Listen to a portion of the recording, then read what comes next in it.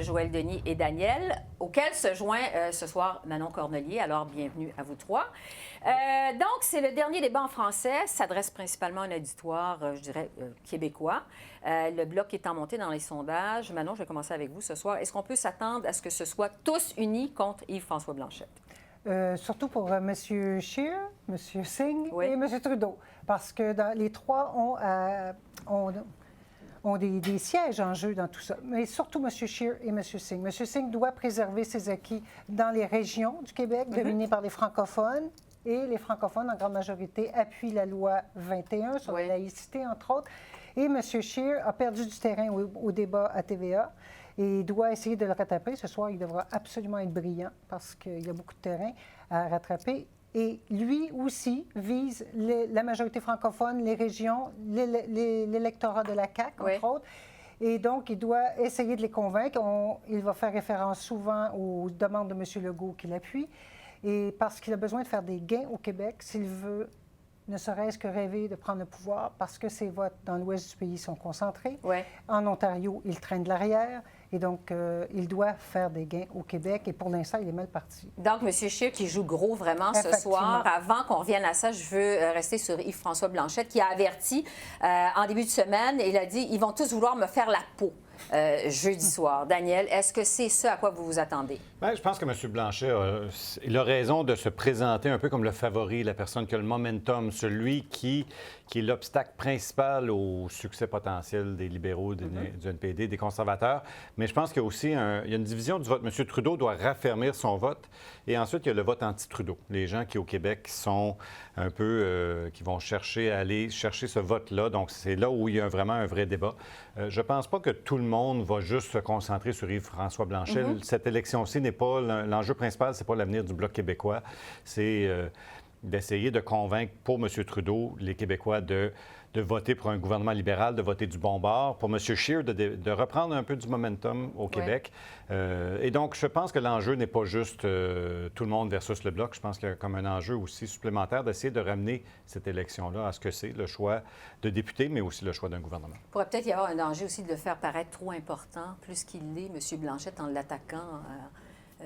Qu'est-ce que vous en pensez? Moi, je pense qu'on va porter une attention plus particulière à Yves-François Blanchet. Et je pense que M. Trudeau va sortir les gants ce soir vis-à-vis M. Blanchet. Pourquoi? Parce que c'est sa majorité qui est en jeu ce soir, je pense. S'il n'arrive pas à renverser la tendance lourde qui annonce une remontée du Bloc, je pense qu'il risque de perdre des sièges au Québec et non pas faire les gains qu'il estimait nécessaires, du moins dans les rangs libéraux, pour pouvoir compenser d'éventuelles pertes dans les provinces atlantiques. Donc, pour M. Trudeau, on l'a vu boxer avant le face-à-face à TVA. Je pense que ce soir, il va mettre les gants de boxe pour essayer de donner quelques coups et ébranler Yves-François Blanchet parce qu'il y a quand même un dossier.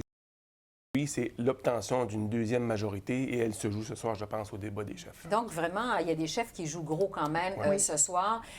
Sur la laïcité, parce que Manon, vous en avez parlé tout à l'heure de la loi 21, évidemment, c'est la patate chaude des chefs pour la campagne électorale. Est-ce qu'on va passer 2 heures à discuter de laïcité ce soir? Non, mais M. Singh va se faire talonner davantage. Préciser sa pensée. Préciser sa pensée, parce que, bon, celle de M. Scheer, elle est claire. Il est contre la loi, mais n'interviendra pas devant les tribunaux. M. Trudeau, sa position ne surprend personne. On sait où il loge d'habitude. Alors, s'il avait des plumes à perdre pour ça, il les a déjà perdues. Peut-être qu'il pourrait intervenir. Donc, lui, il est dans le peut-être. Mais là, c'est M. Singh qui est mis... il est mis sous la sellette. Non seulement au Québec, mais aussi à l'extérieur du Québec. Parce que, bon, il est le premier leader fédéral qui est issu d'une communauté qu'on dit racisée. Ces communautés-là espèrent de lui, justement, qu'il les défende avec encore plus de fermeté.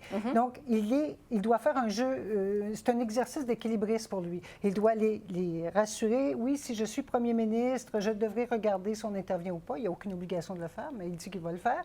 Et de l'autre côté, il veut montrer aux Québécois que, bon, il est en désaccord avec la loi, mais bon, il n'interviendra pas. Donc, c'est un exercice d'équilibriste pour essayer d'accommoder deux électorats qui n'ont pas les mêmes intérêts. Il joue sur 2 plans. Effectivement. Et donc, je pense que lui va être sur la sellette sur ce dossier-là. Mais les gens ne voudront pas rester seulement là-dessus. Ils vont aller sur d'autres dossiers, c'est certain. Est-ce que, Daniel, est-ce que c'est M. Singh qui a le plus à perdre du débat sur la laïcité ce soir? Oui, ça dépend parce que c'est plutôt... je pense que M. Singh doit démontrer qu'il est capable de... C'est la survie du NPD au Québec, je pense, qui est en jeu. Donc, c'est pas le seul enjeu n'est pas la loi 21, c'est la pertinence du NPD au Québec. C'est là-dessus que M. Singh, M. Blanchet attaque le NPD en disant, écoutez, on a essayé ça pendant 2 mandats, ça n'a rien donné. Et c'est là que M.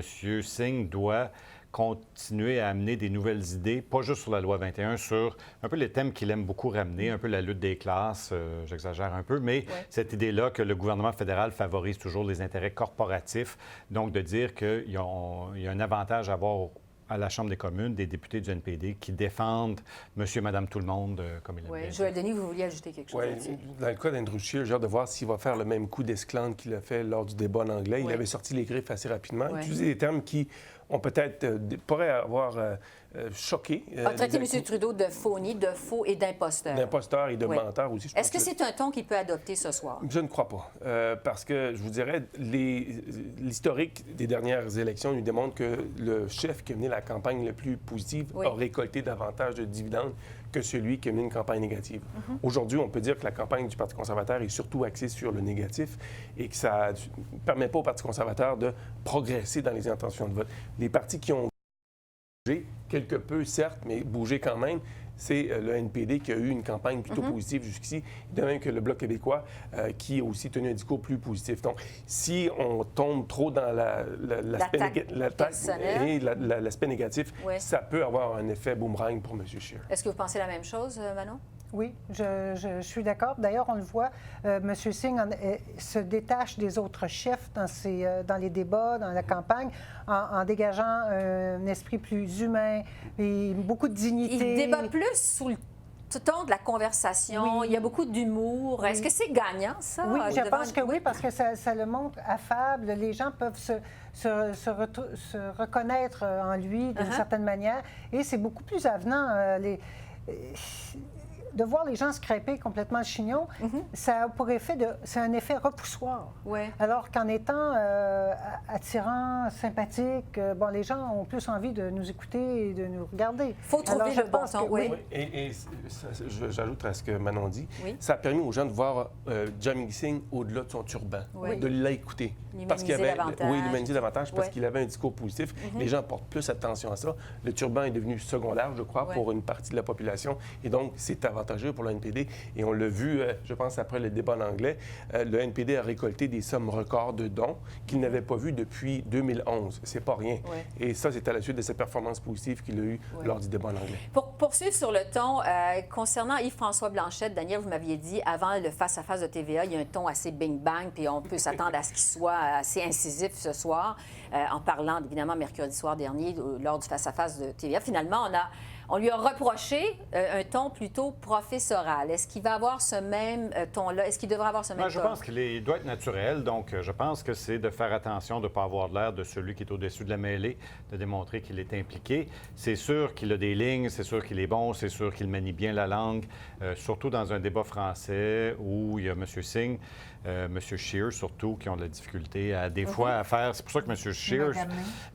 oui, c'est ça, ce soir, il y a Mme May en plus, mais c'est pour ça que M. Scheer, je ne pense pas qu'il peut s'aller autant à l'offensive qu'il l'a fait en anglais, parce que quand on va à l'offensive, il faut être prêt à recevoir la contre-attaque aussi. Et là, je pense que M. Scheer, c'est plus difficile pour lui de faire des échanges comme ça. La répartie. Effectivement, parce qu'il y a le handicap de la langue. On n'a pas parlé de Maxime Bernier et de Mme May qui vont prendre part à ce débat en français ce soir. Vous attendez à quoi, Joël Denis? M. Bernier semble lutter pour sa survie politique. En Beauce, il va vraiment s'adresser aux électeurs de la... On peut s'attendre à ce qu'il s'adresse. On peut s'attendre à ça et parler à un public plus large, ceux qui épousent ces politiques. Mais je pense que pour M. Bernier, c'est ce soir que ça se joue.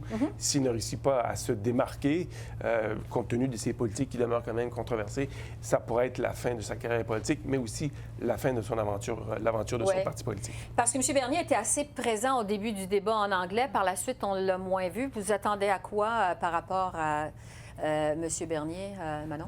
Je suis d'accord avec Joël Denis. Et en anglais, c'est la structure du débat qui a fait en sorte qu'il était présent au début, parce que c'est lui qui a eu comme les premières questions. Et dans d'autres dossiers, les gens ne l'ont pas interrogé directement, à moins qu'ils y étaient obligés. Mais c'est sûr qu'il est marginal. Il est marginal. Est-ce qu'il aurait fait du tort à Maxime Bernier? parce qu'ils sont un peu dans ils grugent dans le même électorat, ils visent le même électorat? Bien, c'est ça. Ce que je trouve intéressant, c'est que M. Bernier a été invité parce qu'il a réussi à convaincre la commission qui organisait les débats qu'il avait une chance de gagner des sièges. Et là, on n'a pas vu d'effet suite au débat anglais. Ça reste à voir encore s'il va réussir on verra ça le 21 octobre. Mais c'est sûr que l'autre raison qu'il est là, c'est que les libéraux, quand ils ont déterminé les règles de participation au débat, ils ont quand même créé la possibilité que M. Bernier soit invité. Est-ce que donc le plan libéral d'avoir M.